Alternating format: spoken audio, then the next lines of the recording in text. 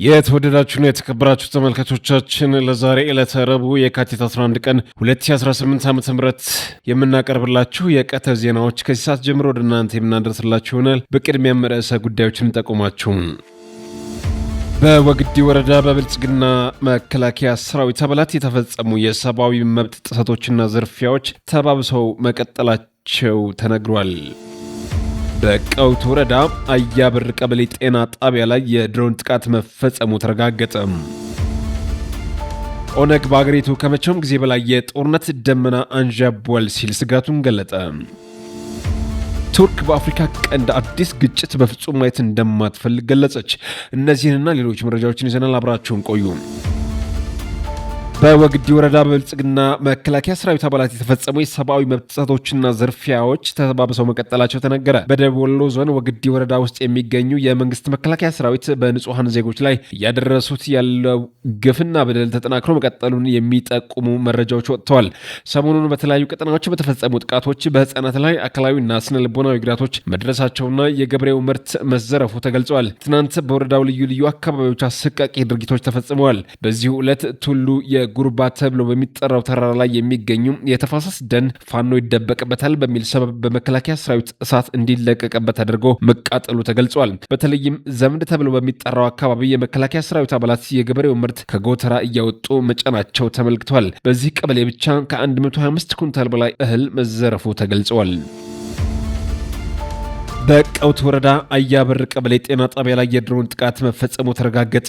በዛሬው ዕለት በሸዋ ጠቅላይ ግዛት የተለያዩ ቦታዎች የድሮን ቅኝት ሲያደርግ ያረፈደ ቢሆንም ይፋትና ጥሙጋ አውራጃ በቀውት ወረዳ አያብር ቀበሌ ጤና ጣቢያ ላይ የድሮን ጥቃት መፈጸሙ ተረጋገጠ። በጥቃቱ 3 ንጹሐን ሲገደሉ 5 የሚሆኑት ንጹሐኖች ከባድ ቁስለኛ ሆነዋል። ከጥቃቱ ሰለባዎች መካከል ሴቶችና ህጻናት ይገኙበታል ነው የተባለው። አገዛዙ ሰሞኑን በሸዋ ጠቅላይ ግዛት እዝ ከሰሞኑ በበርካታ ቦታዎች ሽንፈት የተከናነበ ሲሆን የጀግኖቹን በትር መቋቋም አልችል ብለው የእውር ድንብር የሚያደርገውን እንቅስቃሴ በማቆም ከተማ ተፋሰስ ውስጥ ተወሽቆ ያለ ቢሆንም የበቀል ጥማቱን ለመወጣት ንጹሐኖችን ኢላማ ያደረገ ጥቃት እየፈጸመ መሆኑም ተገልጸዋል። በዛሬው ዕለት በይፋትና ጥሙጋ አውራጃ በቀውት ወረዳ አያብር ቀበሌ ጤና ጣቢያ ላይ የተፈጸመው የድሮን ጥቃት ምንም አይነት ተዋጊ ሰራዊት አባላት በሌለበት፣ ውጊያ በሌለበት፣ ሴቶችና ህጻናት በሚገኙበት ጤና ጣቢያ ላይ በተወረወረ የድሮን ቅንቡላ ንጹሐን ሰለባ ሆነዋል።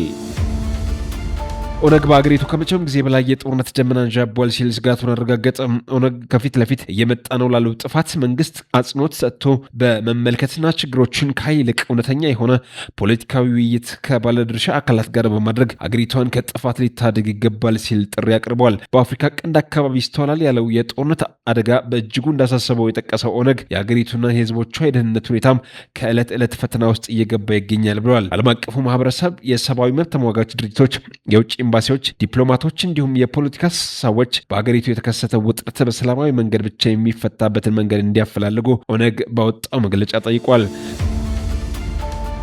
ቱርክ በአፍሪካ ቀንድ አዲስ ግጭት በፍጹም ማየት እንደማትፈልግ ገለጸች። ከዚህ በተጨማሪ በቀጠናው በስቃይ ውስጥ በሚገኙ ሰዎች ላይ አዲስ ህመም መጨመር እንደማይገባ የሀገሪቱ ፕሬዝዳንት ረሲብ ጣይብ ኤርዶጋን ተናገሩ። የአፍሪካ ቀንድ የውጭ ኃይሎች የመፋለሚያ ሜዳ ሊሆን እንደማይገባም ፕሬዝዳንቱ አሳስበዋል። የቱርክ ፕሬዝዳንት ማሳሰቢያውን የሰጡት ከጠቅላይ ሚኒስትር አብይ አህመድ ጋር በሰጡት የጋራ ጋዜጣዊ መግለጫ ላይ ነው። ኤርዶጋን ከ10 ዓመት በኋላ በኢትዮጵያ ጉብኝት ለማድረግ አዲስ አበባ የገቡት ትናንት ማክሰኞ የካቲት 10 2018 ዓ.ም ከሰዓት በኋላ ነበር። ኤርዶጋን 7 ደቂቃ በፈጀው የተጻፈ ንግግራቸው ከነሷቸው ጉዳዮች መካከል የአፍሪካ ቀንድ ሰሞንኛ የፖለቲካ ሁኔታ ይገኝበታል። የዓለም ሁሉ አይን በአፍሪካ ቀንድ ላይ ባረፈበት በዚህ ጊዜ የኢትዮጵያ የረጅም ዘመናት ያስቆጠረ የሀገረ መንግስት መዋቅርና ተምሳሌታዊ አስተዳደር የበለጠ አስፈላጊ የሆነ መጥቷል ያሉት ፕሬዝዳንት ኤርዶጋን በአፍሪካ ቀንድ ላይ ቱርክ ያላትን አቋም አያይዘው ግልጽ አድርገዋል። ኢትዮጵያ በምትገኝበት ቀጠና ያሉ ሀገራት ሉዓላዊነትና የግዛት አንድነት አስፈላጊነት ላይ ያለን አቋም በተለይ አጽንኦት መስጠት እንፈልጋለን ብለዋል የቱርኩ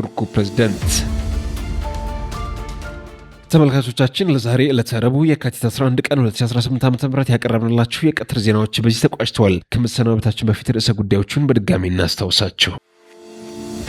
በወግዲ ወረዳ በብልጽግና መከላከያ ሰራዊት አባላት የተፈጸሙ የሰብአዊ መብት ጥሰቶችና ዝርፊያዎች ተባብሰው መቀጠላቸው ተነግሯል። በቀውት ወረዳ አያብር ቀበሌ ጤና ጣቢያ ላይ የድሮን ጥቃት መፈጸሙ ተረጋገጠ። ኦነግ በአገሪቱ ከመቼውም ጊዜ በላይ የጦርነት ደመና አንዣቧል ሲል ስጋቱን ገለጠ። ቱርክ በአፍሪካ ቀንድ አዲስ ግጭት በፍጹም ማየት እንደማትፈልግ ገለጸች።